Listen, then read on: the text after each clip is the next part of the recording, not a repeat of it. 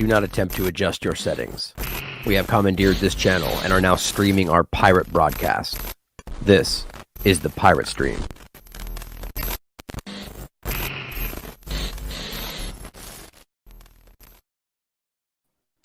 Welcome to Pirate Stream, the Pirate Stream, episode 19. With me, as always, is Courtenay Turner, Scott Armstrong. Hello. Here to discuss the mayhem of the world. What's going on today, guys? We expect some alarming emergency alerts and all kinds of mayhem. What's going on? We might turn into zombies. Yeah, we're gonna see. That's So right this is our official Pirate Stream watch party. Yeah. For the emergency alert system. Now I've sacrificed my phone, so we're gonna watch what happens live on the air.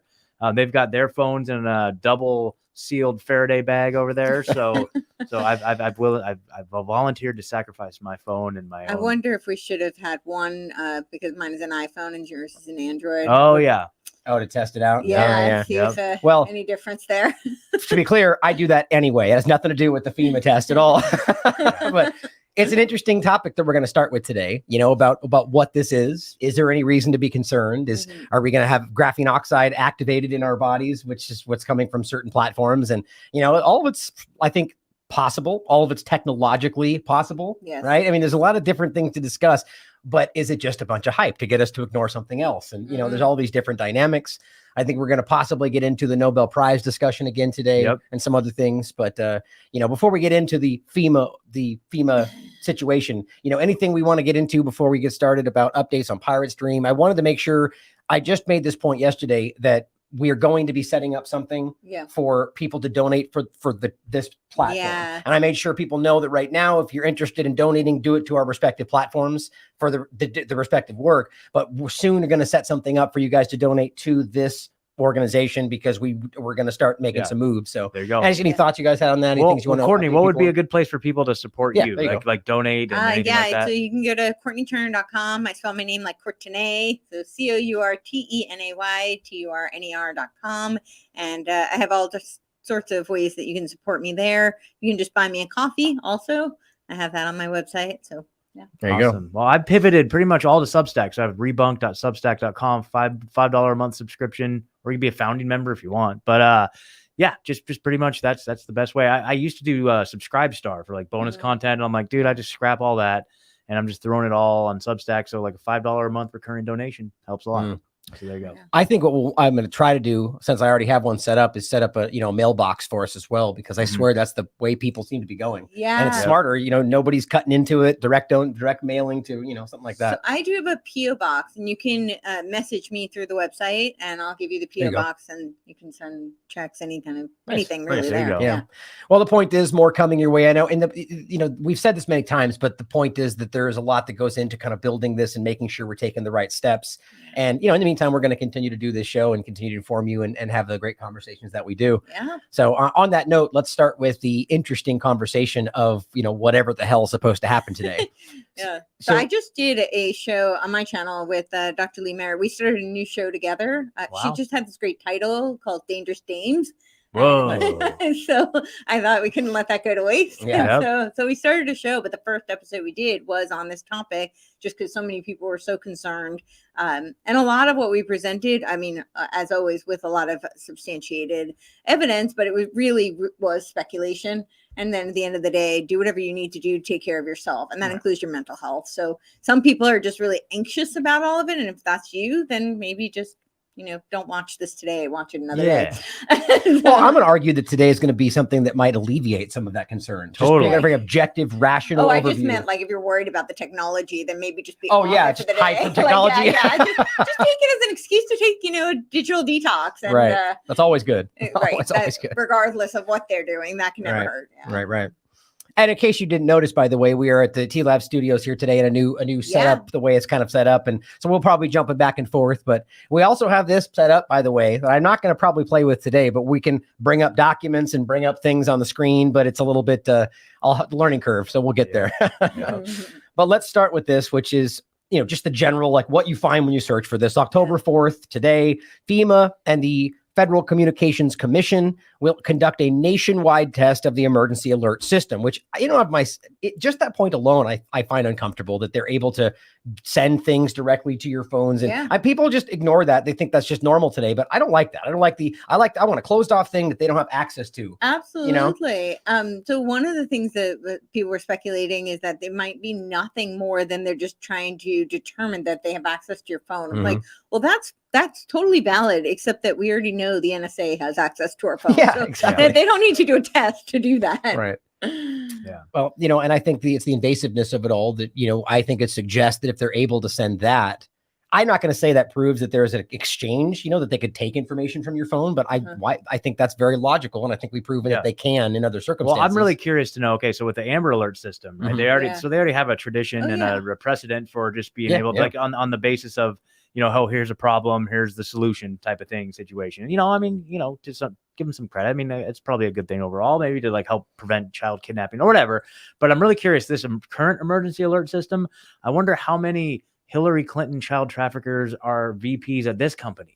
Seriously, like the Amber Alert system, right? Laura Gaylor, Laura Gaylor, formerly Laura Silsby. Yes. For those that don't know, that's the Hillary Clinton story, which is easily it's a valid story that was even covered on NBC, where she was caught. Laura Silsby was caught trafficking children across the border in Haiti. Hillary Clinton stepped in. The State Department literally got her off the hook. No charges, even though the Haiti government was saying this is child trafficking. And she then later got a job as on the child VP of marketing at the company that runs the Amber Alert.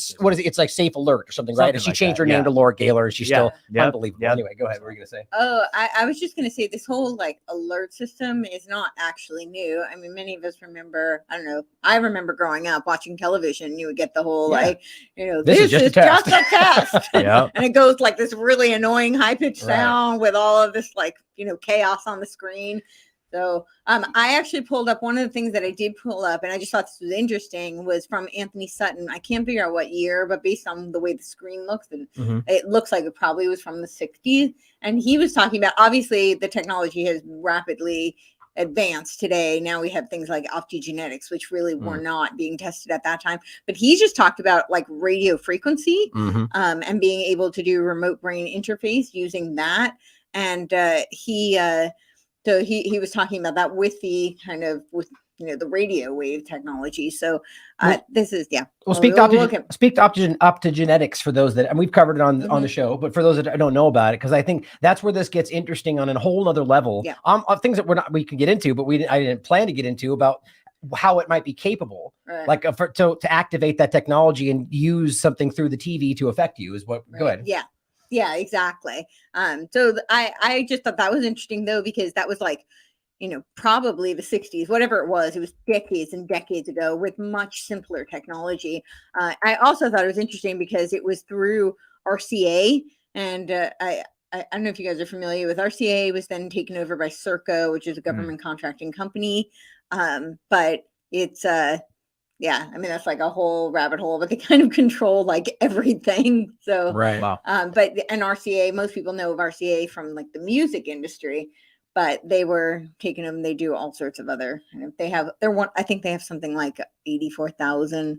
I'm going to get the number wrong, but it's tens of thousands of employees, and most of the government contracts actually around the world. So interesting. Well, just for those, so this is something we've talked about in the overlap of the Charles Lieber, kind of interesting biosurveillance kind of stuff, but outside influence, and so optogenetics specifically, and it's in the same realm but different I guess vector mechanism as magnetogenetics, and so one's using magnets, one's using lights, one's using wire. This one is in regard to light. So it's a biological technique used to control the activity of neurons, or so brain activity with light. So you could logically and technologically say that this is possible today using something from a TV or your phone. So it's not that crazy for people that might immediately be dismissing something like this. What's interesting though is that they there's a video from a guy from MIT, and he talks about optogenetics, and he says they haven't been able to do it with humans because the thing that was missing was a gene manipulation. Of course. And they have not yet been able to master it with humans. There's lots of evidence to indicate that you actually don't need any gene manipulation. I think that that's a decoy to avert any intention, or it could be on the flip side to let us believe that now it's possible. I don't know what the reality is, but there's enough evidence to indicate you actually don't need that at all. Interesting. In order for it to be effective. So. Yeah, well, I definitely, the overall point is just that this is not something that we should be, it's possible. It's totally possible. Important. That doesn't mean that that's what they're doing right now, but the technology is absolutely there. They can do this. I think all of us kind of are of the mindset. I just think that if they're going to do this, and I don't put it past them at all, I just don't think they're going to be like, hey, everyone, this is what we're doing today. Yeah. It doesn't make sense. I mean, based on the logic of what people are saying this might be, they would be something they wouldn't want you to be prepared for. Right. So it doesn't really add up. But unless, again, there's some reason that we don't see, an aspect of the narrative that we don't understand, that it's important, the revelation of the method, and whatever else, right? Yeah. So this is just a page from their website. FEMA and the FCC plan nationwide test. So it is definitely happening. And so what I want to get into is some of the discussions. Oh, and here's where this comes from. So let me read this really quickly. The purpose of the test is to ensure that the systems continue to be an effective means of warning the public about emergencies. So, I mean, you can understand the logic there, going back to the TVs, like you were saying, that where, okay, there's a tornado or there's a problem. We want to immediately get you, even though that never seems to work properly. Ask Lahaina. And FEMA doesn't ever really seem to help us, but no, they just make situations worse. Yeah, I think by cleanup, because FEMA's cover up. Right, exactly. They have a cover up. Oh, yeah. It goes on to say, particularly those in the national level, in case the October 4th test is postponed. This says due to widespread severe weather or significant events, it'll happen on the 11th. So that's relevant to what we're going to get into next. But so good. Do you have any thoughts? Well, I thought that was really funny because okay, so we might not do it today. It might be the 11th. And then I started to wonder if there's any kind of gematria involved, just because they do like to play those 411. Yeah, right. Oh, so geez. 11 is a big number for them. So I don't know. I don't put too much credence, to be quite honest, in gematria, in most of those things. There's some stuff to it, in my opinion, but overall that they might believe. They believe I don't necessarily believe, but I know they do. Right. They I mean, there's a reason they picked 9/11. I don't think it's just so random. I mean, the towers were 11. It means a lot to them. So, well, here's Sam Husseini just putting out his own thoughts, saying the phone emergencies, a few thoughts. ABC says, don't panic, only a test. So I guess you can panic when they tell you to. Kind of an interesting, it's social engineering, interesting thought. But he goes, being done by FEMA, which is the agency charged with continuity of government. He's right. I mean, so that's an interesting concept to consider, that the last thing they care about when that's going on is our safety. It's about making sure at all costs that the government maintains whatever's happening or continues past whatever's happening. Plans to outright suspend the Constitution of the United States, which is what the continuity of government does. If that was initiated, that's the whole shadow government overlap. These plans came to public view during the Iran-Contra affair, and I wrote about them here. Reminds me of a computer pioneer, Richard Stallman. Let's see, where was it? I thought that thought was interesting. But the point I want to get into, and then this was the one you were talking about. But here, let's do this first, actually. Okay. I want to talk about this really quickly and play this video. So this gets into the theories, and this seems to be this kind of seems to be the one that most of the crowd, the conspiratorial, I don't mean that in a derogatory way, crowds are considering. And some of it includes the idea of graphene oxide, and some of it includes Marburg, and some of it there's all these different overlaps, none of which, as far as I can tell, any of them can prove with any evidence at all. But let's talk about whether it's logical, whether it's possible, and then where they may be getting this from. So this is High Impact Flicks saying InfoWars is saying that the emergency alert system is going to broadcast a specific high frequency signal with the intention of activating graphene oxide and other nanoparticles that have been inserted into billions of human beings throughout with the injections. Does anybody know where they're getting that from? If true, what will it look like? And what will it turn people into zombies, and so on and so on? So let's watch their video real quick. At 2:22 p.m. Eastern Time, the emergency broadcast system will be activated across the entire United States under the leadership of FEMA, disguised as a test. However, this test will be used to send a specific high-frequency signal through devices like smartphones, radios, and TVs with the intention of activating graphene oxide and other nanoparticles that have been inserted into billions of human beings around the world through the obvious mediums. If the October 4th date does not occur for any reason, the backup plan will be to do it on October 11th at the same time.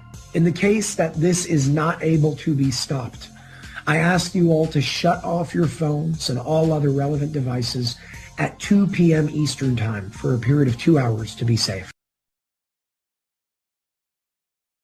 So that's where he gets into the whole, if it doesn't happen on the 4th, it'll be on the 11th. And it's like, so that doesn't even come from them. That's coming straight from FEMA saying we might do the other one. Mm-hmm. But so just right out of the gate, what do you think of that? What's the likelihood? Where do you stand on it? I think it's going to be a big nothing burger. I think, like a Y2K. Mhm. Yeah. But I honestly think that I do think that there's intent to stir up a lot of this anxiety, this fear.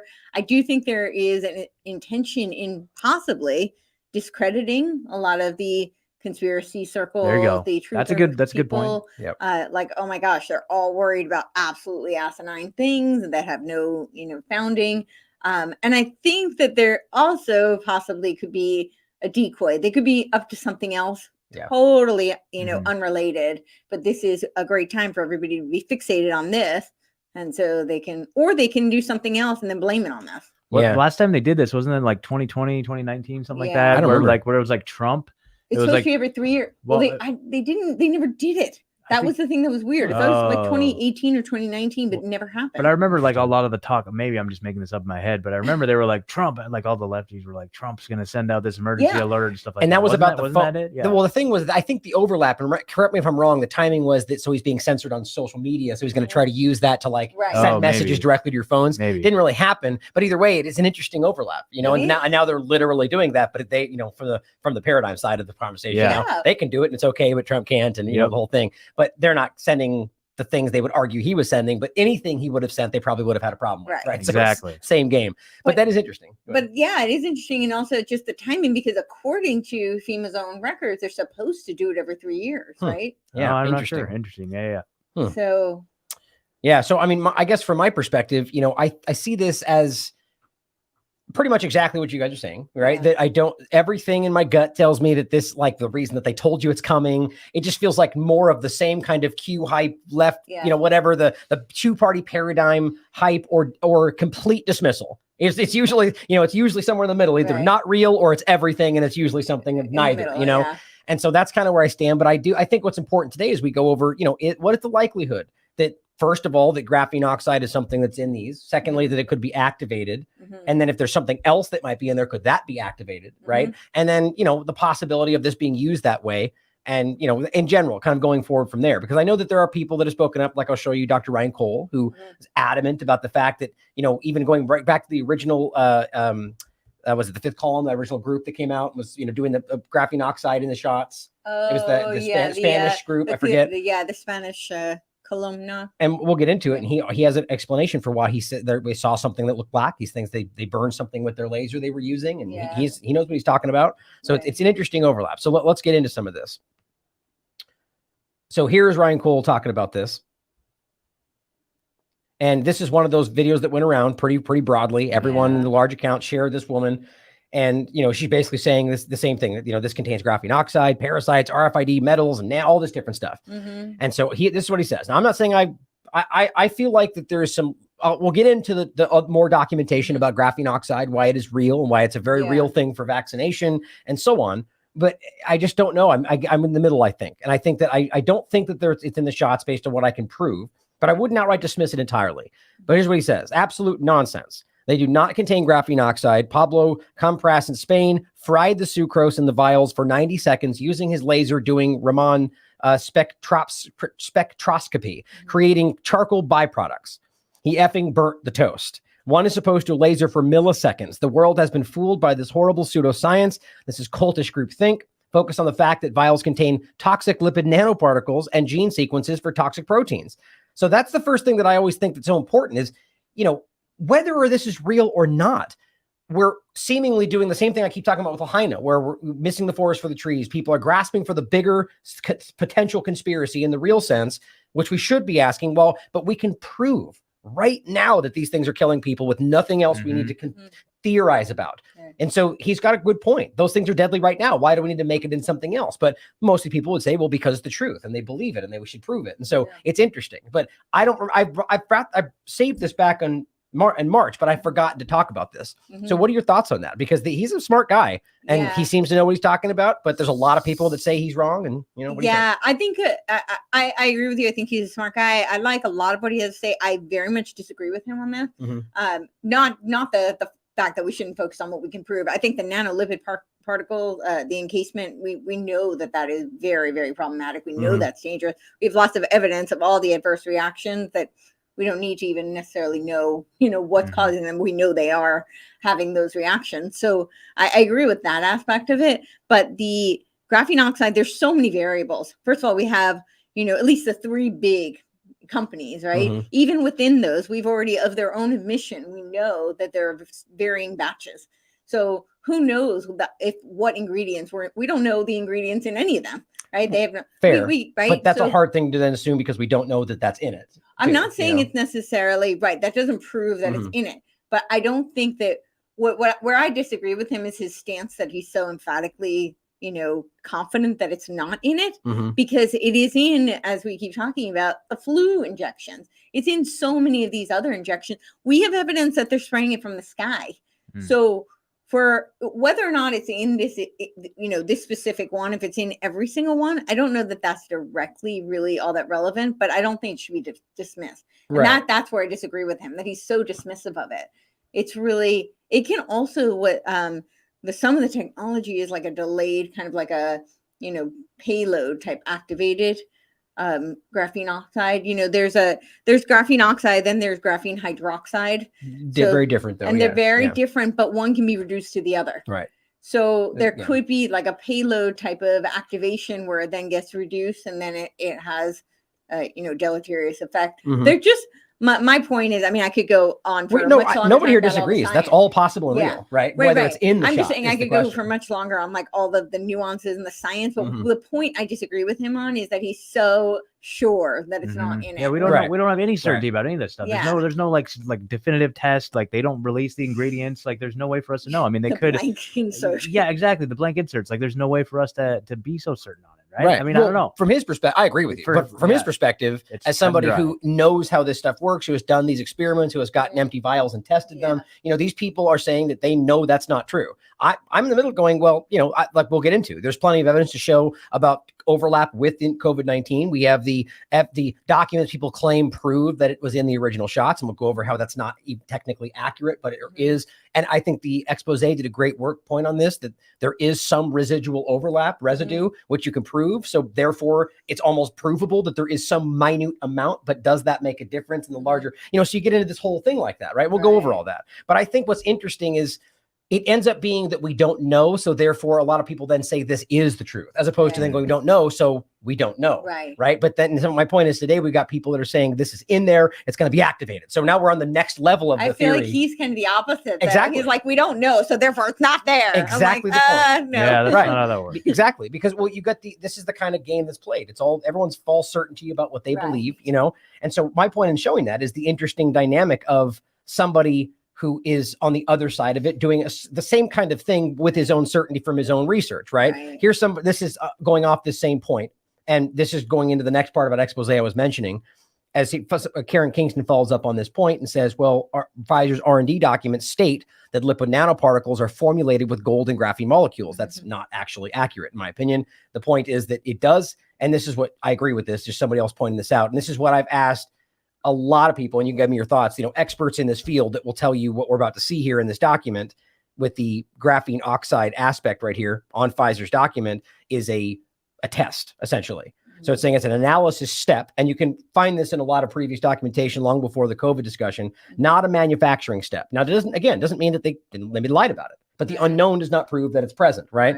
And the surface used for analysis. So the idea is ultimately that they're saying that this is where you get the conversation of the lipid nanoparticle overlap that people are saying it's in there. But the reality is and this, I'll give a shout out to the expose.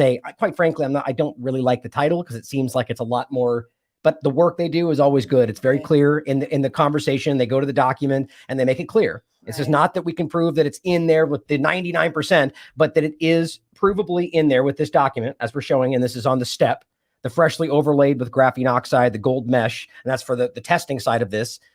But the point is that the expose goes on to prove that with that process, you can prove that there is a residual. There's a residue that's left. So the question becomes, is that enough to make this an issue? And I think the point is we can argue quite clearly that it is not this concept, that they're in the lipid nanoparticles and it's that's not really what that's showing. So what are your thoughts on that part of it?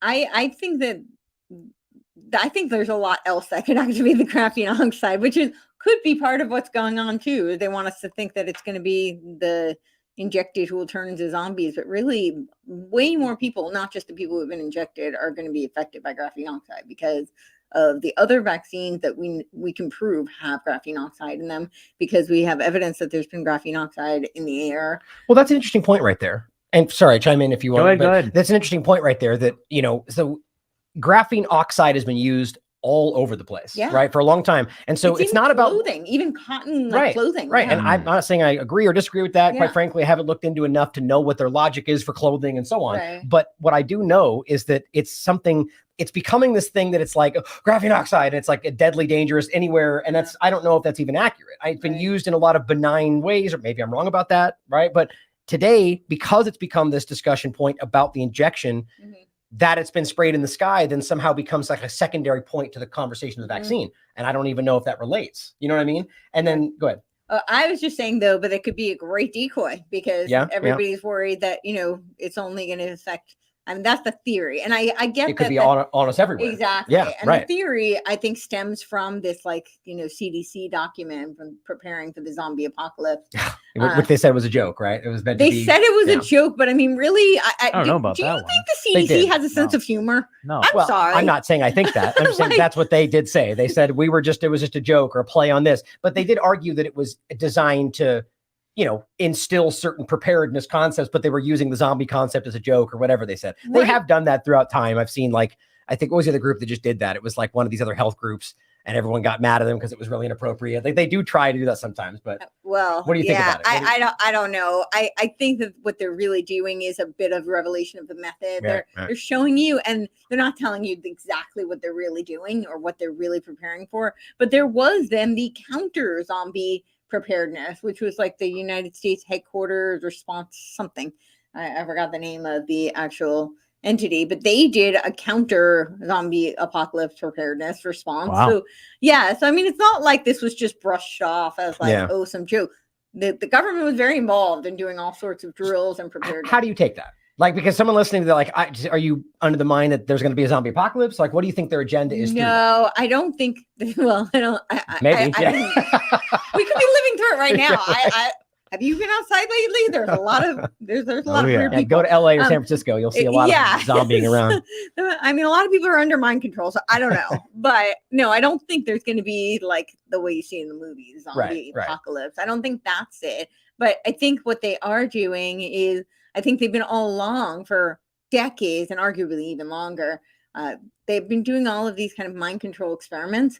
And I think that, what typically happens is they do these controlled experiments covertly, often under the guise of wartime research, or sometimes just randomly, like they'll spray over a certain population just because, we wanted to test. Right. And I think what that was to kind of prepare for what if one of these things goes totally awry. That's really, I think it was kind of like, but in the line of an actual zombie, though. Is that what you're saying? I don't know that they mean like zombie. I think that they mean more of like, I mean, I guess it depends on your definition of zombie, but I think it's more like what happens if one of these mind control experiments goes really wrong. And now you've got a bunch of people who are not functioning. So why would they put that out though? Yeah. I get what you're saying, but it doesn't make sense. It feels like a joke to me. That's why I'm coming all said and done.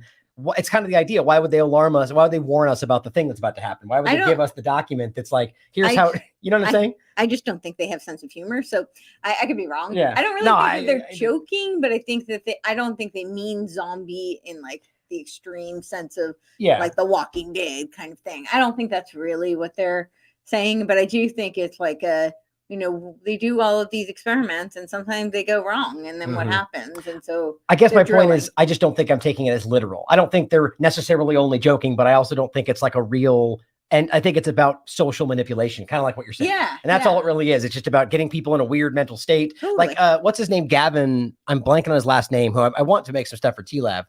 He made that great video of all like the whole COVID stuff. And he gets into the point, there's multiple phases, and he uses like the CIA documents, but he talks about the last phase, which is called, I think it's the Alice in Wonderland effect, where they deliberately create things that are so unimaginable, uncomfortable, confusing, like this, where you're like zombies, CDC's warning about zombies, it's like people just go like, I feel so weird and out of sorts right now. Like nothing makes sense anymore. And it puts you in this weird mental state. And so maybe that's part of it. A destabilization, demoralization, trained helplessness, and all the things we talk about, right? Yeah, where you're just kind of like, well, I'll just do what they tell me to do. That makes sense to me. It does. You have any thoughts? So here is the document, the influenza point. Now, this was the other thing too, is that I don't think I have evidence of this being used in an injection today. I'm not saying it's not, but I'm quite frankly, I would argue it probably is, and we're not being told about it. But not to that point, though. I'm pretty sure it started in either 2018 or 2019. Oh, sure, it did. This is 20. And we'll go through and we've talked about these. I got a bunch of links going back, decades, showing you the graphene use and so on. But just for those that are denying this point about the flu shot, I mean, this is September 2021, Science Direct, and it's in during the COVID-19 point and all that, and it very clearly lists off 2 different variations of an influenza shot involving graphene oxide specifically. I just had it. I should have just left it there. There we go. So down at the bottom here, you've got influenza A, RNA, and this is a copper graphene nanocomposite, right? And then there's the different variations up here with copper oxide content. But the point is you have a very clear graphene nanocomposite example. I thought there was a graphene oxide point. Oh, it's right here. Hold on. A whole bunch of it. In any case, the point is that you can see that there is versions of this already being made. Yeah, see, it listed off throughout the whole document. There's a whole bunch. Reduced graphene oxide, which is interesting. That probably overlaps with kind of what you were saying there. So that point is simply to show people that all the links, as always, will be down in the notes for you guys to check out, that these things are in the works. Now, this is where it becomes super interesting to me, in the sense of, even though I'm the first person that's going to tell you I don't think InfoWars has any information on what that video and that the signal, that's all just kind of tapping into what the popular narrative is, in my opinion. I could be wrong. But this is getting into the data that does suggest that there is some technological possibility here, right? So if we're talking about these ones they're discussing in 2021, so for all we know, these are already being made and used. And again, I should have just made some of these in the earlier parts. We can show you going back 2013 and before, using graphene oxide for drug delivery. It's not a conspiracy theory. But so if we're talking about nanocomposites, which is what this was talking about, right? Here's an article from 2014, electrically controlled drug delivery from graphene oxide nanocomposites.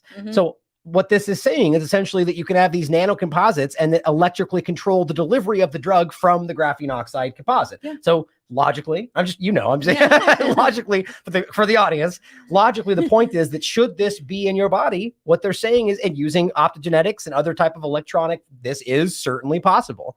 I just think for some people listening, they probably didn't expect that. Like this is a technologically possible thing. And I find that to be pretty crazy. And they're doing all sorts of, now they've made it more popularized and accessible to the masses. And it's a much more benign, I use that word kind of loosely, but kind of form where it's just, basically data, biometric data, but they have this clothing that uses graphene oxide in order to give you biometric data, like your heart rate and all that kind of stuff.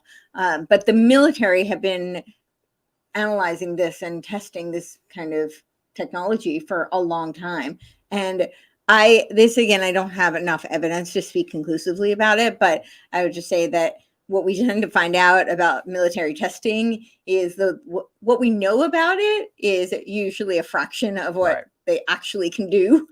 So if they can find all of these really fine-tuned things about your biometrics, then I'm guessing they can also do a lot of things that we don't know about and things that are remote. What's like the main use for graphene oxide? Like what, and according to them, like what is the main purpose of it? Like what is it for?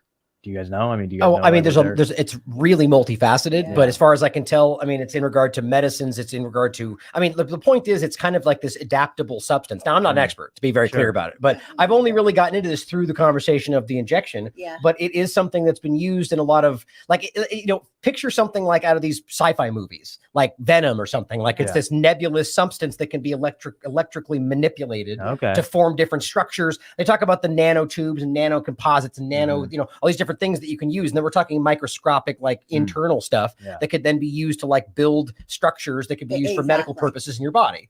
And that's terrifying. Like, and they use the analogy of kind of like forming, like self-assembling. Self-assembling. That's the word. Essentially, right. Which are kind of like self-assembling computers is what they. Right. But you know how they always and they can overlap with other tech too. Yes. Like it could be involved with more like, I don't want to say microchip, but nanobots and stuff. Go ahead. But you know how they always like so that it could be remote interfaced. Okay. Right. Yeah. Well, you know how they always try to sell these things to us as like, oh, it's safety and convenience and all these things that you like hear. It's like what was that one you were covering a while back where it's like they read your brain, like they implant thoughts in your brain. It's like or something like that, and it's like, oh, but it's for your health, right? It's for your the World Economic Forum thing and like the SCAR. Yeah, it's always for your health, your safety, convenience, comfort, all that stuff. So I was just curious what their version of. Yeah. Well, that's the interesting part is that it's not being. They're not going. It's in your shot and it's healthy for you. Like that's not true. No. It's not.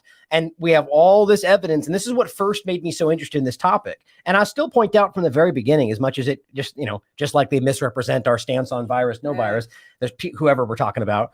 Whitney and I did an interesting conversation about this, where I still stand by what I said in the beginning, that what it looked like to me, and I said this on that early video, was that there's truth to this. There seems like I showed it all then. I said, here's evidence going back a decade showing you they're building this to make vaccine technology. And then it comes up and they're like, that's a conspiracy theory. It's like, well, no, it's not. It's real. And so my point was that the way it got presented, and it does seem to overlap with what Ryan Cole is just saying he thinks is why, but it felt like there was a lot of stuff that was too broad, unverified, 99% of the vial. It got picked up by the Stu Peters of the world that were pushing the kind of concepts like that it was all graphene oxide.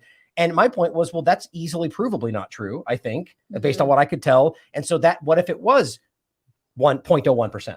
And that conversation buried the reality, and people like Cole were so rejected because they're not in the field we are. They're coming into it. I've seen there's a lot of these doctors like Dr. Yeadon, for example, who's now on the path that it's like, this is like the devil, like you're evil, and he's not wrong. Like, I shouldn't say he used the word evil. And he even said, I can't believe I'm saying that as a scientist, but the people get to the level where they realize the kind of stuff that we're seeing every day, And so I just think that maybe that's where he is, but I don't know. I think that the possibility of it all being a real thing, we very least should not be dismissing that. One, it might be in the injection. Two, whether or not they could activate something like that from an airplane or an injection because of a TV signal. I just want people to really see that, because that terrifies me. Yeah, it terrifies me too. I don't think that's what's going on today. I don't either. I don't think that. I think that's kind of just like a red herring, but I think it is very relevant, and I think that it could be activated. They're doing all of this testing to see how they can use graphene oxide, from a remote interface. So I think it has a lot to do with wanting to connect the Internet of Things to the Internet of Bodies. And I think that's really a lot of their goals with graphene oxide. And I think that's why they're doing things like putting it in the air. They're now talking about putting it in the water. So. Right. And all for different reasons too. That's about, sanitation and, whatever else. And it's supposedly. Yeah. Exactly. But I think it's really about the Internet of Things to the Internet of Bodies, because they're trying to get as many people as possible. Right. Well, here, I'll just show that really quickly, because that's and then a really important part of this, the Internet of nano things. Like, so people forget that's not the same as the Internet of Bodies, even. No. The Internet. So the Internet of Things is where we are now. The Internet of Bodies is where they're about to get into, and they want to, with implantables and all that. Just talked about this last night with the React program. Okay. And then this is the next step, which, by the way, is kind of simultaneously coming into reality, right? The idea that you can have nanobots, nanotech internally that can then connect to some kind of network. And then they can monitor your body, and that's the React program. But here's what concerns me about the graphene oxide part of it is, well, if they're spraying it, if it's out there or in the injections or however, the point is that this is something that, if it's nanotech, could eventually be used, they argue, to keep you safe, to monitor for your health. And so when you've got the kind of cartoonish version of the narrative, it becomes easy. Like, I guess my point is they could realistically be making that narrative happen so they can get us talking about this technology and then end it on, they're so crazy and dumb, but here's why it's so amazing. And then you get some of the people that even were in the middle, because you're getting exposed to such a, like, I'll be honest, I even fall into that trap sometimes where I'm so on guard against things that I know are cartoonish, fake, red blue roofs and Lahaina kind of stuff, where I'm like, okay, I can prove they're lying about that. So then I maybe inadvertently dismiss something I shouldn't. Right. Not happily, but I'll admit that I do that. And I tried it not to, but I think that might be where we're getting into, that they get us in a position where we're just kind of like, it's all fake, and then we accept kind of the positive versions of it. I don't know. Do you have any thoughts on that? I think that's kind of their MO. They do that a lot. So this is I face don't mask put too, that by the way. past them at all. But I don't think that it's something that should be dismissed, though. Yeah. As if it's not like something they're screaming about. It's something that's in all their research. Right. Well, that's almost the weirdest part, is that the government, the people you'd expect, and they don't scream about it until they want us to know about it, until the military's tested it for 40 years. You know, it's how we were just joking about it. But that this is, the scientists, the people that are, becoming seemingly the rulers of the world, the scientism and the technocrats are the ones that are like giggling behind the scenes going, I can't wait to make this happen, like writing about it. And it's like, I'm not even joking. And, here is a quick, before we go past that point, let's not forget that they even found what they said were stainless steel contaminants in Japan in these injections. So, and then people said that was because of the manufacturing process and they're being lazy, which does overlap with what Brooke Jackson exposed. They were being pretty fast and loose with it all, but maybe not. I mean, here's the BBC. Japan finds black particles in the Moderna vaccine, Nice. So that's why this whole time I'm like, I think that there's something to this. I don't prove it. I can't prove it, but it's very interesting. And then for those that think this is, something to be dismissed, again, functionalized graphene oxide serves as novel vaccine and nano adjuvant for robust, and this was, where's the date again on this one? 2016. Yep. The one I just showed you, this is from 2013. And, they know this, and it's nano carriers, drug delivery. That is the Robert Langer overlap, the payload system, same one. Nano coronavirus recombinant vaccine taking graphene oxide as the carrier. This one is 2021, literally working on a patent for using it as a vaccine carrier in the time they're going, you're a crazy liar. That's not true. That's it. They put all the information out. They call you a crazy conspiracy theorist when you uncover it, until they can figure out a way to mass roll it out in a way that takes your rights or hurts you. And then they say it's the solution. Exactly. The solution. Yeah. And then here's a good one. COVID vaccines based on graphene, nano network, and the Internet of Nano Things, like all coming together. That's January 2022. And then finally, just the one we're talking about, which includes face masks, by the way.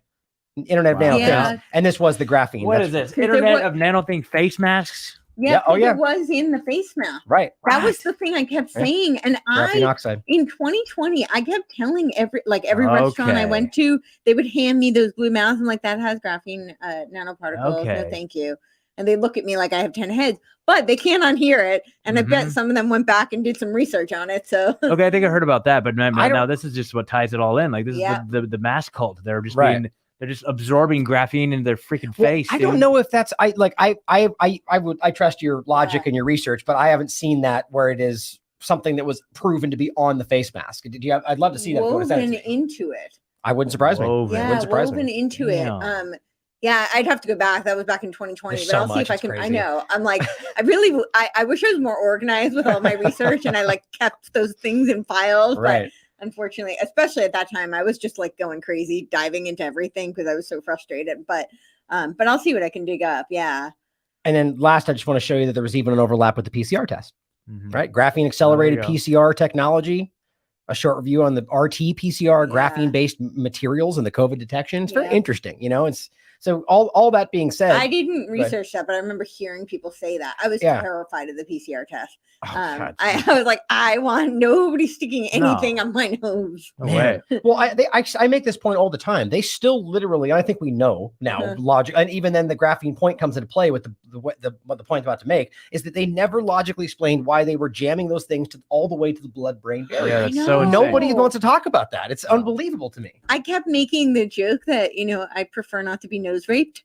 Please do not rape my nose. Yeah.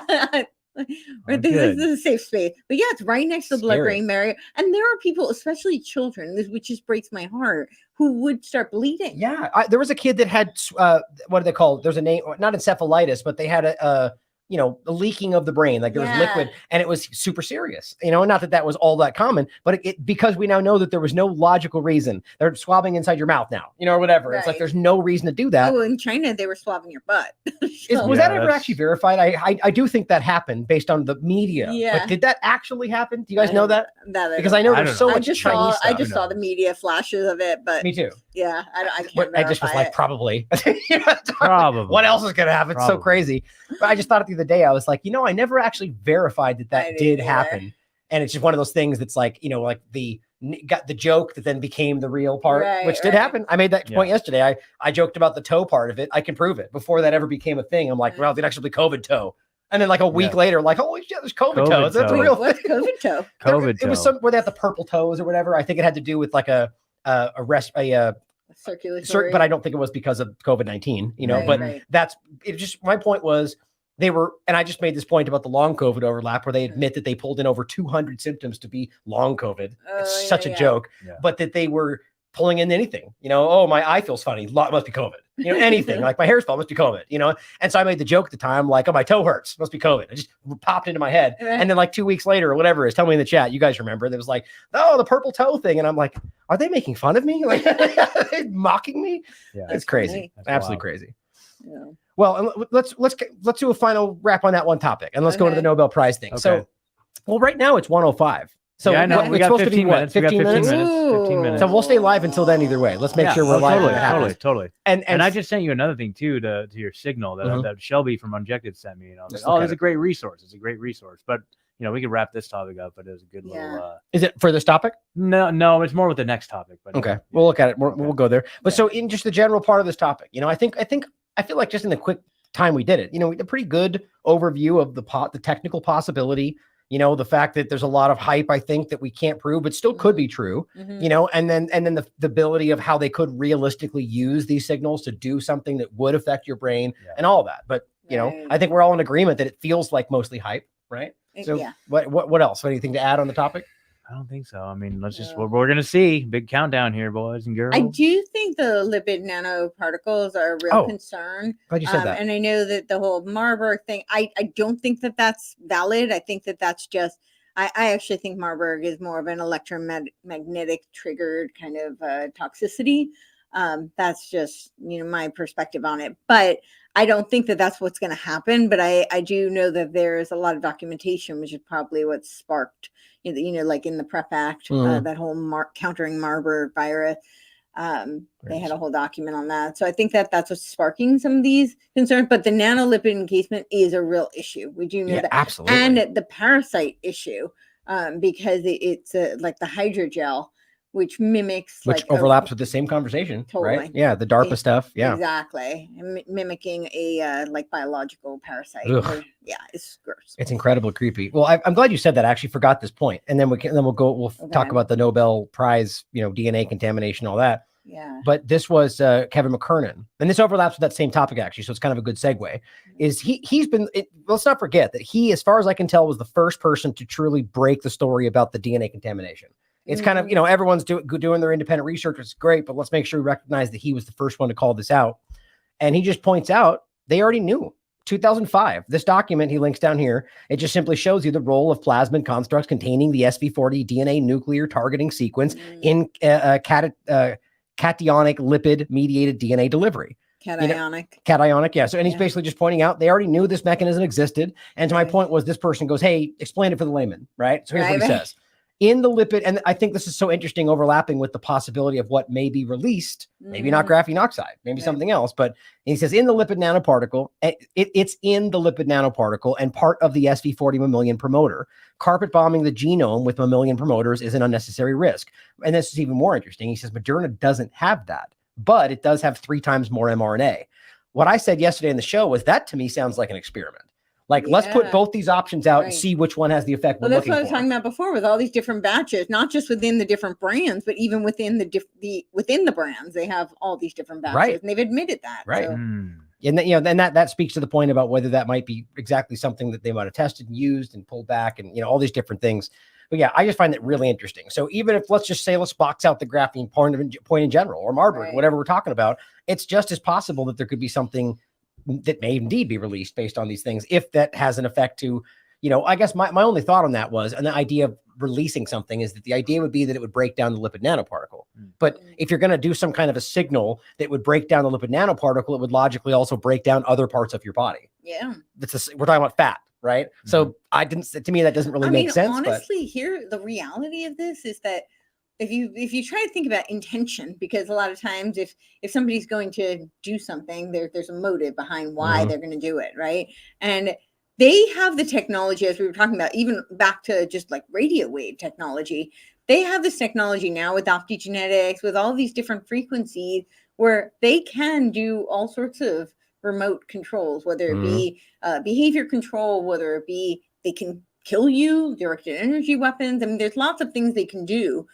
We know about the heart attacks they can cause, right? So why would they need to have a specific like injection to do any of those things? Yeah, good point. So it doesn't really make a whole lot of sense why they're, why they would inject people, and then unless it was really just an experiment. But they have all of these other modalities, so it doesn't really make sense that they would even need this. But I think there's something else at play. But Interesting. Yeah. Well, I tend to think the experiment part really stands out to me more than anything. Like the point we just showed there, the point about having, what was it? I talked about the control aspect of it, where you basically have this world experiment, but you've got the control. I can't remember what that point was. Was it Israel? In any case, there's all these different overlaps where you can see that this would be the way they would conduct a worldwide experiment, and putting these different aspects out and kind of deciding which one made more sense. We know that Pfizer specifically made their own people, their own special batch, which wasn't tested. Remember that? That was revealed by Australia. Yeah. All these really strange parts that really, to me, speaks to, figuring it out. I mean, and maybe even from the level of like in the know, but still tells themselves it's for a greater good, convinces themselves that this is for saving humanity or stopping climate change, whatever that, but I think we can prove that that's not even remotely what this is about, in my opinion, It's alarming stuff. It really is. Definitely. So I was talking about this yesterday on the show, and this is a really interesting discussion. And I think why this one is so important to me, and this is about the Drew Wiseman and her name is listed there off the top of my head. I can't remember. It'll be in one of these tweets that the two people won the Nobel Prize for the technology around it. And they're framing it like the vaccine, but it's not. Even Dr. Malone chimes in and goes, I did that. What they I was going to say, you're not Dr. Malone. Yeah. Well, here, I'll start with that. This is Dr. Malone chimes in and says, so Carrico and Wiseman, Carrico is the woman, Wiseman's Drew Wiseman, they get the Nobel not for inventing mRNA vaccines, which is what literally everyone in the corporate media is basically saying. Because I did that, which there is some dispute to that, but I think we've proven that he did do that, right? But some level of dispute. But for adding the pseudouridine, so that's the N1 methyl pseudouridine modified RNA that allowed unlimited spike toxins to be manufactured in what could have been a safe and effective platform. See, that makes me nervous that he says that. Because I keep seeing this push from it's like, well, we could do it right. And I'm like, no, I don't want that. Get out of here, Malone. Yeah.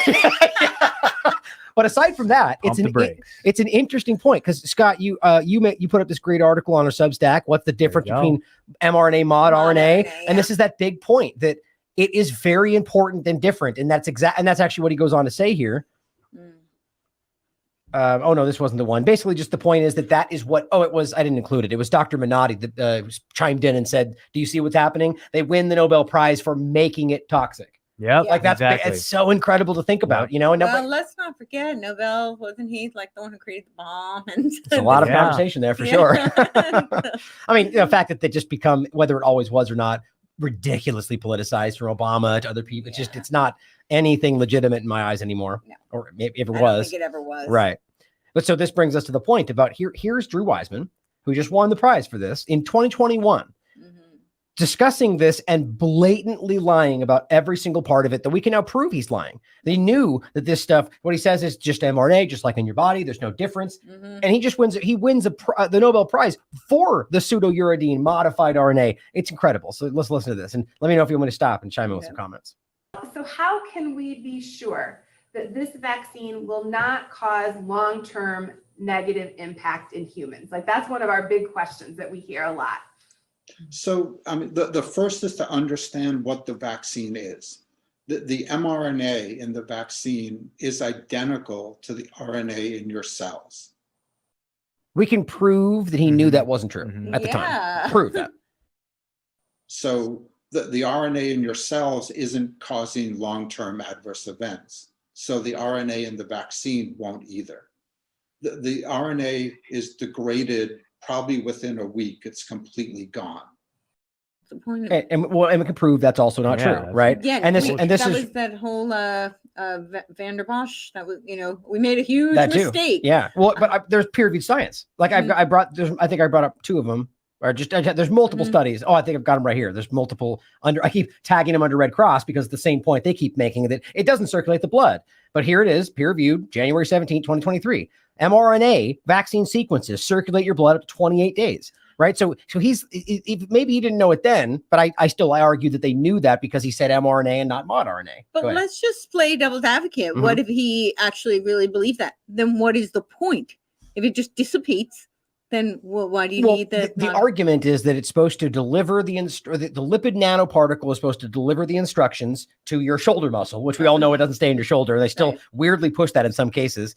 And that then once that is delivered, it rapidly degrades. It's supposed to all happen in a sort of shorter time frame. The point is that I think they were arguing it's supposed to disperse, not degrade. No, it is. It's because if it delivers the logic was, which isn't true, that it's supposed to deliver it for one spike. You make one spike protein, maybe a couple. Whatever they were saying. Right. The point is that obviously we know it just continues to circulate, and I have that study here as well. From the idea where it shows you the promote sustained synthesis of the spike protein, but as I understand, the logic was that it delivers that and then it breaks down. Because if it disperses, you would argue that might then cause other problems, and that's the opposite. But I think you're right. My understanding was that it's supposed to disperse so that it can signal like a real mRNA, like messenger RNA is supposed to give the signal for the RNA to replicate. And so I know this is mod RNA, but I'm just saying that otherwise, how is it going to give this message for the spike protein? That's the point. It delivers to your cell, and then it trains the cell to make the spike protein. That doesn't actually make any sense. Well, that's what they're doing, and that's what the logic of it is in general. But my point, we all know that the way what they've stated is not the way it's working out. But the idea is that's why it was supposed to not. That's why they got all upset when people were saying it's making more spike protein, and we can keep finding like fake news because it only makes the one or it stops. The only thing that could do that with it, like a cell to cell, would be like a prion. Which of course was why they were saying that would be, they were concerned about it. But I'm just saying the science, the way they're explaining it doesn't actually make sense to me. This is the gene therapy overlap, right? Yeah. Because what they're literally doing is training your body via gene manipulation to make something that it's not normally making. And that's where we get into all these weird overlaps, and it's very, that's gene therapy. Right. Except that I question the logic behind it, because I think that what they're explaining doesn't actually, from my understanding, what's scientifically possible, from what we can prove about genetics, that actually doesn't seem possible. It's not provable, at least as far as you're not going to get any pushback from me on calling them out in their lies. Who knows? I'm not an expert, on this topic. It sounds like a great narrative, but it doesn't. If you dig into it, it doesn't actually make sense. Right now, we don't even have evidence that they can do actual gene manipulation. We know they can do gene deletion. But gene silencing, but there's really no evidence to indicate that they can actually insert genes or move them around or change the pairs. I haven't seen anything, and if somebody wants to prove me wrong, that's fascinating. So you're essentially questioning not whether or not they just lied, but the entire concept of the possibility of how it would work. That's interesting. Sure, it's probably. There's things like this we've seen lied about. I'm trying to think of an overlap. There's one that feels like right at the tip of my mind. Where they basically, you could argue with like space travel and so on. Like the conversation is one of the possibilities that they lied about it because they're in a race. They fake what they're doing to get there, but they really Russia. So we have to get to the moon. Well, what I just talked about yesterday was the idea that the DARPA and ARPA-H and the government, 20 years ago, 2002, they put out it's all of them, but it was specifically this group, and that overlaps with World Economic Forum, the converging document, where they talk about converging technologies, and they predict in 20 years they're going to alter biology with nanotechnology. Oh yeah, biodigital convergence. There it is. There it is. It's starting, guys. There it is. The world's gonna end. They're early. Hold on, I'll read it for you guys. So those of you that are go ahead. This is a test of the National Wireless Emergency Alert System. The purpose is to maintain and improve alert and warning capabilities at the federal, state, local, tribal, and territorial levels. And to evaluate the nation's public alert and warning capabilities. No action is required by the public. Okay. And then there's one in Spanish. Brains. Then something happens and we feel stupid, right? There you go. That was it, folks. Hey, that was exciting. They were early. 2 minutes early. So here's the thing, by the way. Early. Here's the thing. Caught us all off guard. It happened. right? did. So you can't argue that it might be the 11th now, which I'm sure people will try to do if nothing happens, be like, well, it's going to be 11th. So the argument was if they don't do it because of weather, that it'll be the 11th, but it did Right. happen. Yeah. So if something was going to happen via some signal, that would have been it right there. So Do you let have us know what you Wi-Fi think. on your computer? Yeah. And it didn't come through the computer. I don't, it wasn't That's supposed to. I Well, the don't think. TV. No, Oh, it your did TV didn't go say- to the TV. It Yeah. said TVs too. Well, but so- this is not. Well, maybe it has to be cable. I don't know. It I said- don't know. thought They it said all failed. You Wi-Fi failed, devices. government. You failed, government. Yeah, right. Or we were Terrible. lied to, and it was something different. Yeah. You know. Oh. Who knows? Anyway, so we'll see Yeah. what happens. But that Okay. was a big nothing burger, as you Nothing burger. well, Like we should you maybe say? find out what We'll happens. see. with Let's- the world burning down outside that. Let us know in the chat if like anything just happened on Yeah, your seriously end. though, Like, let us what's- know. As much as we're joking, I mean, Yeah. you know, who knows? We're not going to dismiss anything. Yeah. But what I was mentioning right there, which by the way, I have this article, like we covered it. Government docs from 2002 revealed 20-year plan to alter evolution. My point was that they may just be trying to convince us that they've accomplished what they want to accomplish to get the Yes. funding and get the push. Yes. They mention this kind of Yeah. conversation. Elon Musk does it all the time. All the time. Well, I would argue that, I mean, and this is a bit of a tangent, but I would argue kind of the whole field of virology is kind of like that. You know, I don't want to go into that's a whole rabbit hole, but with the, you know, just the way they describe viruses, they've never actually proven it according to their own model. I agree. So We talk about coach postulates and Yeah. isolation, the whole Yeah. damn thing. I mean, that's why I get frustrated when you get the pushback from people acting like we're being dishonest about. I mean, I've been screaming that from the beginning, Yeah. Andrew Kaufman, and many times. And you know, so the point for me is that it seems, you know, like there's a manipulation going on, and I tend to, and that's what some of the people don't like, is that I end up thinking that they are missing something too. yeah. That's a not allowable opinion, apparently. Yeah. But sorry, that's how I feel. That makes me a shill, apparently, for thinking differently.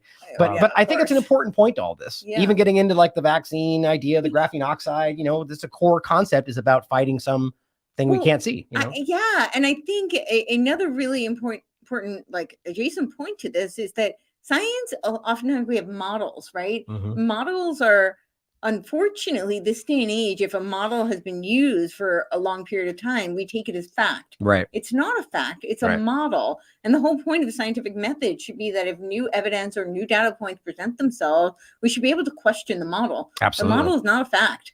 And what happens with things like, you know, genetics, virology, these are all predicated on, you know, premises that are not substantiated. They're theoretical models. Mhm. And then you build on top of that. And if that model is incorrect in any capacity, the rest there, it's a shaky foundation. The rest of it kind of falls apart. Yeah. Totally. Yeah. I mean, I think what's interesting to me that stands out, and this is what I keep throwing out to people that I don't seem to get and I'm genuinely, I even tried to set up a kind of a side meeting with one of these people to be like, let's talk this out. Like I really, Yeah. and then they canceled, of course, but who knows why. But I really do genuinely want to, like, my conversation is, okay, let's just talk about it, since we're you know, Yeah. that'll happen anyway. But so the idea that doesn't exist, I'm completely, I am constantly, even daily, seemingly like, okay, that's, I consider that in my thought process. Right. But if we know, for instance, and you guys tell me, I know there's differences on their opinions as well, that bacteria does exist within the concept of Yeah. terrain theory,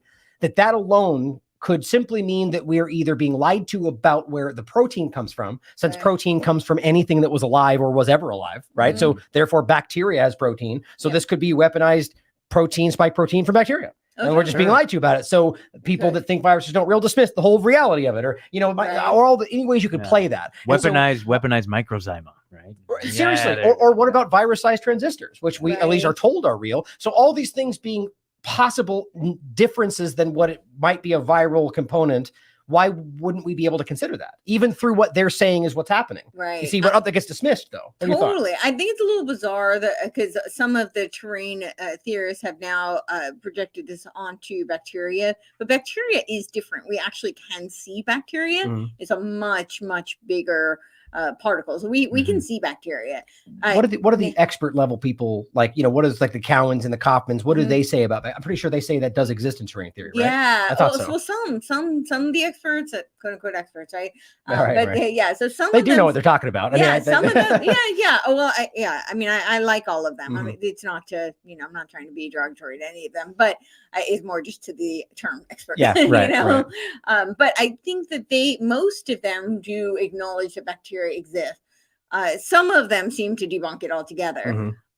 The more nuanced discussion seems to be that it's not necessarily harmful. Mhm. And they're like, we have bacteria in our body. I mean, in our gut, for instance, there's lots of bacteria that's beneficial. Yeah. But it So could be the argument, weaponized. what? It could be weaponized though. It could. And that's the Dual whole use, concept. dual use. Right, But exactly. but I think where they take it, that's a little bit far from me, is this argument that therefore you don't need things like antibiotics. Right. And for me, I think that in a world where you can maintain a really, optimal terrain, then, ideally we should be able to fight things off, Mhm. and we should be able to maintain homeostasis and find balance, whether that be, if there are bad bacteria that could be harmful that are overgrowing, that we should be able to combat that and find balance again.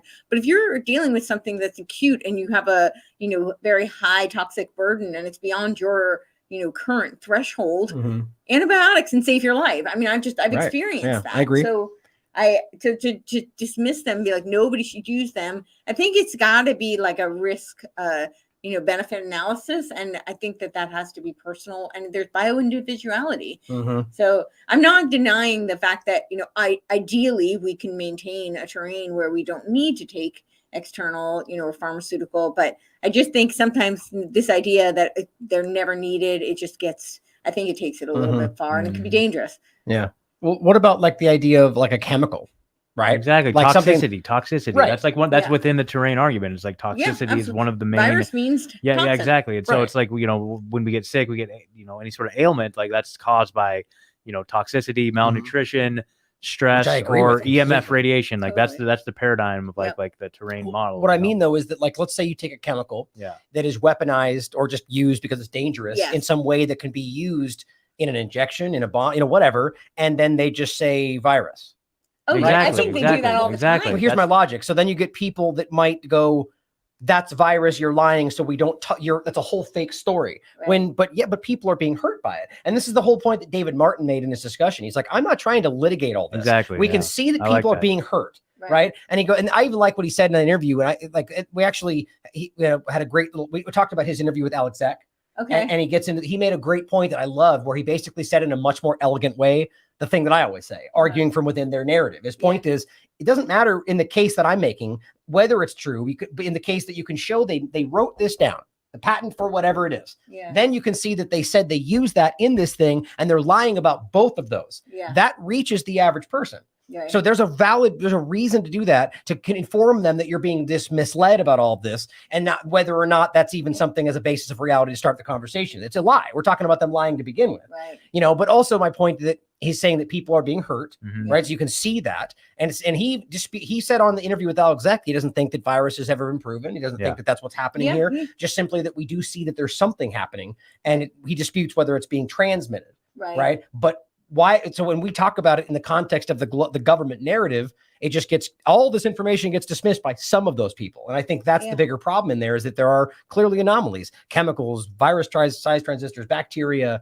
I think that's a very valid stand. And I would love to have that conversation. I can't even return my emails anymore. Who? I think people keep asking, like, get Cowan on, get them. I'm like, I've reached out. Cowan, I can get you Cowan. I'm a buddies with Yeah, Cowan. I've reached out many times. So maybe they're busy. But my point is, I had Maybe we Cowan can on get 3 Lenka. times. I would really like to talk to Yeah. Lenka. That was somebody just brought up the other day. Lenka, Bailey, it's for so example. personal for me. Bailey's hard to get. The Bailey's hard. Yeah, to get. Bailey is hard to get, but Lenka's so personal for me because his whole Supreme Court case was on, I'm going to cry, but it's on German measles. So it's my entire birth story. Interesting. And, that's why I had so much resistance and cognitive dissonance to even look and explore this entire paradigm.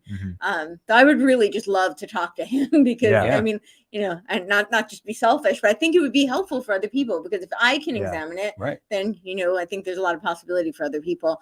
But what you're saying. Go ahead. What were you Well, gonna say? just on your story, just that's what's so frustrating to me, is that you're coming from an honest place. I know you're coming from an honest place, to the point to where you're questioning the foundational story of your My existence. Yeah, and yet because you come out and go like, being objective, like, could this be something? You get people that will attack you because you're a shell now, because if I see it, why can't you see it? Well, that's not a very logical thing to ask. No. Maybe, whether we're smart or not, I could still be missing something. Maybe you see something I don't, but this seems like, that's what I wonder, why some of these larger entities in this field seem to kind of lean in with some of those people, because it seems like an easy way to dismiss people from what I keep saying is a valid conversation.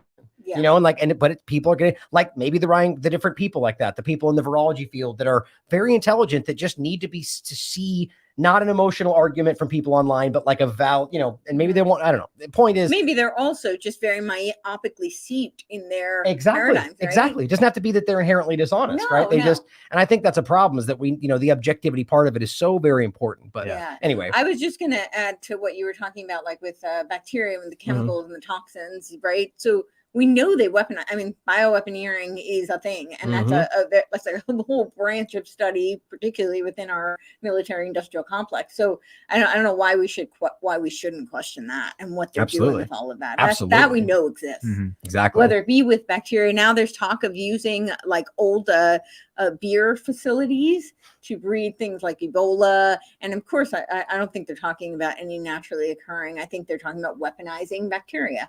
And I think, one more thing I want to add to this is that this is just interesting in the context of COVID too. I know we talked a little bit about like corona threat, but I think it's also just really interesting if people remember, I might have mentioned this before, but just their initial narrative. If you do subscribe to the paradigm and the narrative surrounding virology, viruses don't last on surfaces, and they kept telling us, and those first wipe 2 your groceries weeks, down. it was so bizarre. I was like, we're talking about a virus, or is this a bacterial infection? Like, I was confused. It's wild. Oh, it's just that adds some credence to the whole point that maybe they are knowingly keeping the virology lie going. I think they are. You know what I mean? And then in the same way using it against everybody. So even the people on the no virus side will dismiss the point.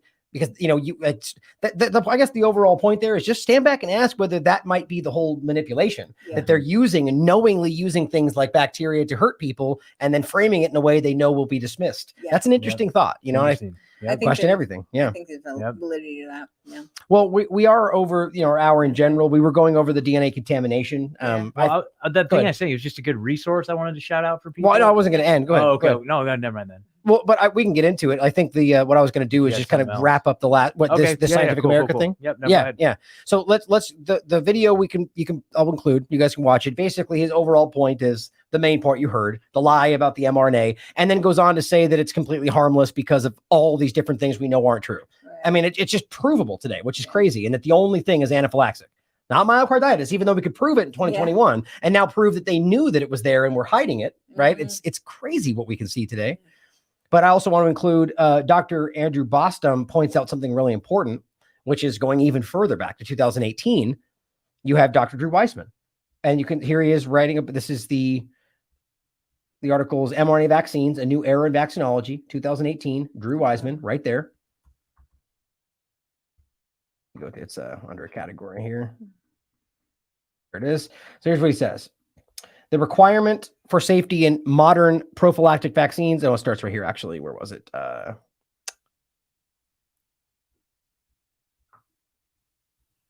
here. Potential safety concerns that are likely to be evaluated in future preclinical and clinical studies. This is 2018, mind you, include local and systemic inflammation, the biodistribution and persistence of expressed immunity. I mean, it's literally what he just said isn't even possible, right?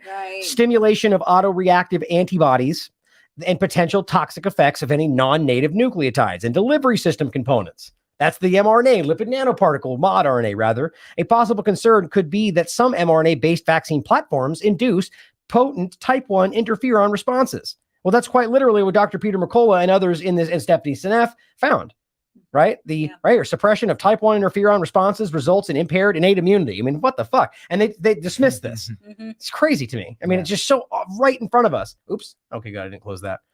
And it goes on to say, which have been associated not only with inflammation, but also potentially autoimmunity, all of which we're seeing. Thus, identification of individuals at an increased risk of autoimmune reactions before vaccination may be able to take precautions. You know what they did? They said, you first. Autoimmune, pregnant, kids, all the people they didn't test. And it's right here where he's going, those people we should evaluate differently. Didn't care. So then does this go on to say, and so because of all these concerns, then we invented the pseudouridine thing, and now it's all good. Is that? Well, no, I mean, not that I can tell. No, I mean, is that what we get into on the, that's the science article, right? You said, I mean, yeah. That kind of summarizes the pseudouridine aspect of this, right. But I was just curious if he was like describing the possible potential concerns, the current concerns, and then the Nobel Prize, right, for their introduction of pseudouridine, which according to Science Direct says that, But now we made it safe. So you don't have to worry Right. about all this inflammation stuff. No, from what I can tell, it's not listed in here. But what I think was interesting is they're not really being forward about that. Yeah. Right. Like he just said there, they're talking about mRNA. They're not really talking about it. So I don't think, but I have to go forward from here and find it. Oh, let me go back to this. But while you're looking for it, I would say that all those target individuals that they mentioned, it seems to be right in line with their eugenics philosophy. So. Absolutely. Right. And that's the point I make about how seemingly every choice they made, oops, extra death. Right. Oops, wear the mask that increases your infection. Oops, like every single thing they did increased your risk. It's kind of impossible to miss. Yep. Another potential safety. Oh, go ahead. I just interviewed Scott Shara. Are you familiar with him? I don't think so. He's in a lawsuit right now proving that they killed his daughter during COVID because she had Down syndrome. Whoa. Yeah. Whoa. And when she was actually first born, they didn't do any of the testing. They didn't believe in doing that. And when she was born, they came in to tell him and his wife that they thought that their daughter might have Down syndrome. And the first thing they said to the parents was, "Do you still want to keep her?" Oh my God. Yeah. That's incredible.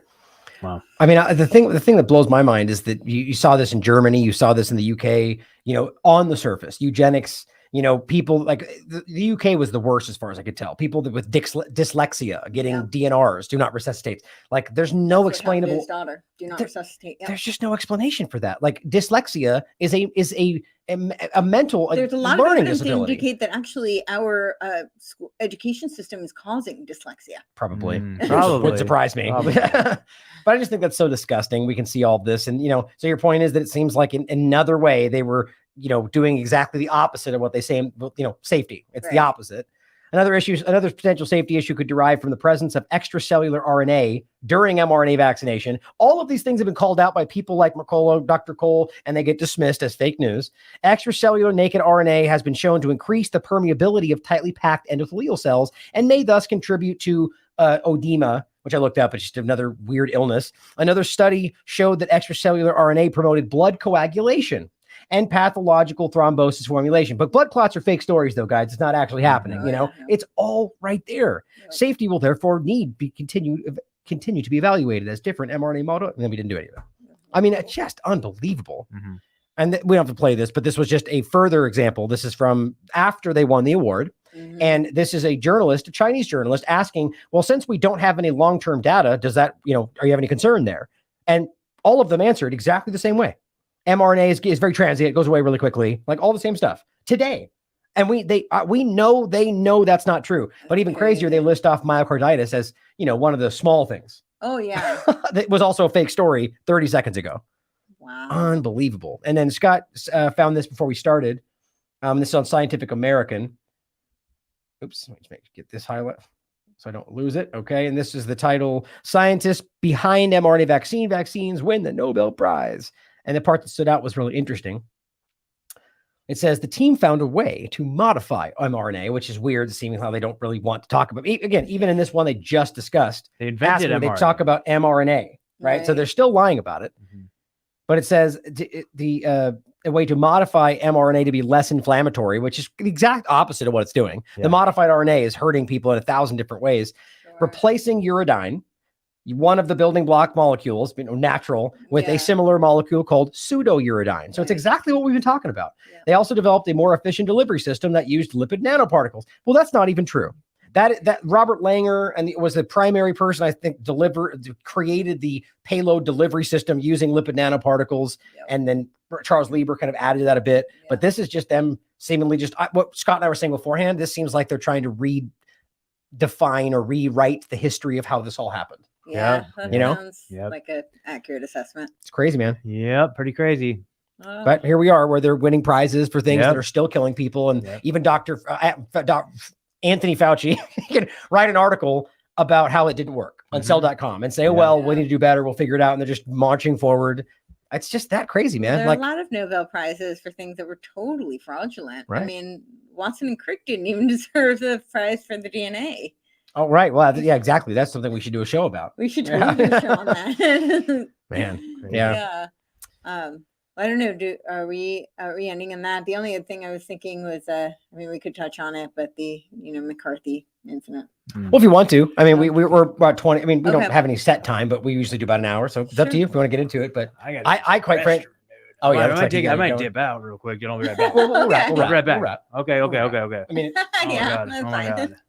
so I ultimately think it's important that we continue to question all of this stuff, including things that seem crazy. That's Yes. why, like, it's a lesson in this to really, even something that the same types of groups and people that continue to fluctuate, or not fluctuate, but promote the unprovable stories from some chat board, something Right. that may be true, but they continue to say things like, I just broke this down recently. It was first September 13th. Mhm. Oh, it's coming. Oh, wait, no, it's September 23rd. Mhm. Right. And all these things keep happening. The same groups. Remember, they said on 23rd, they were going to execute the worldwide white hat coup and they were going to roll out all the Yeah. good technologies. That was from the Q group. Right. Yeah. And it was directly from their breakdowns. Just be skeptical, but also don't dismiss it. And that goes for anything we talk about, because I think otherwise you're going to get manipulated at some point. Yeah. Yeah. That's what I think is important. But any ending thoughts for you Well, guys? what I was Wanna going to shout say, anything out? I just that resource I was going to show you, like, just put in the show notes. It's basically a list of 1,000 peer-reviewed studies that show that the vaccine's killing people, and it's organized by category, like myocarditis, blah blah blah blah blah blah. Wow. So it's a really good resource. I sent it to you in Signal there. Okay. So, Okay. but otherwise, it's just a good little resource.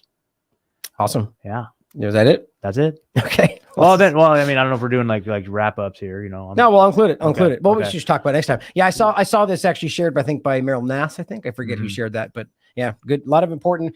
There's so much information coming out here, guys. Yeah. That is, it's unbelievable and peer reviewed, which doesn't mean true, No. but it definitely means. That really means consensus. Yeah, reviewed. but the point is, it means exactly what they were telling you in the beginning. We're supposed to blindly follow that they're Right. no longer looking at, Yes. which is hilarious Yep. if it wasn't so terrifying. But There you go. well, Cool. thank you for tuning in yet again, guys. We'll see you soon. We got a lot more coming your way. So, Yeah. question everything. And Courtney, where can they find you at? Where can they find you at? They can find me at CourtenayTurner.com. CourtenayTurner.com. There you And go. And we are gearing up for the next Cause Fest too. So that's something Ooh. also we have a sponsor. So we're going to be doing, but it's not enough to do the big. Those of you who remember the last one, they were there. It was 53 acts. It was 26 hours of content, all which can be watched at rebels4cause.com. This one is going to be a fundraiser. So anybody who can attend and wants to help support or wants to just email me, I will give you a PO box. You can make a donation. We are going to be doing, it looks like October 28th in South Florida. We're still working on the location for that, but that's going to be a fundraiser so that hopefully we will do the next Cause Fest in November. Cool. Outstanding. And then Good. Rebunked News is my other show. Rebunked.news is the website. And then all of my projects. We got so much going on. libertylinks.io/rebunked. And then Ryan, where can they find you at? you guys know where to find me. Oh. It's always a pleasure to have you on the show, guys, and great talk today. And I think that, seeing as that's our show, you're always here, but I think that, again, question everything, be Yes. very, very on guard, because I think there's a lot of people out to deceive, both from the government, from the corporate media, and from everywhere else. So Yeah. And I'll just add to that. I think that there's while I think there are people who are very innocently deceived and are really seeking truth and trying to share valuable information with people, there's also a lot of people who are, I don't know how else to put it, but just grifters. And they're riding a wave. And the one thing, if we've learned anything from the past 3 years, is fear is a very profitable tool. Oh yeah. So I just, when somebody's really trying to amp you up, I'm not trying to say anybody's being intentionally nefarious, but I think it's just really kind of a good note to keep in the back of your head. If somebody's really trying to amp you up with a lot of fear, maybe take a step back and see, are they innocently doing this? Are they being led? Are they being funded? And should I really be scared of this? I think that's the most important part of all of it. there Do you I go. really need to be this afraid? Right. I got one more thing too. I'm over here sitting. I'm just gotta give a big shout out to all the admins in the chat, dude. You guys are just doing such great work. Like Attababy, It's a Boy, Katie Kane, Erie Ferry, and Orwell. I know she had to dip out, but you guys just watching what you guys do means so much for driving the appreciate show, man. You guys are awesome. And they change every Thank you. different pirate stream channel we use. So we'll Yeah. be different, do Thank new you. ones next time. Thank you. But thank you all for your support, guys. And as always, question everything. We'll see you next time.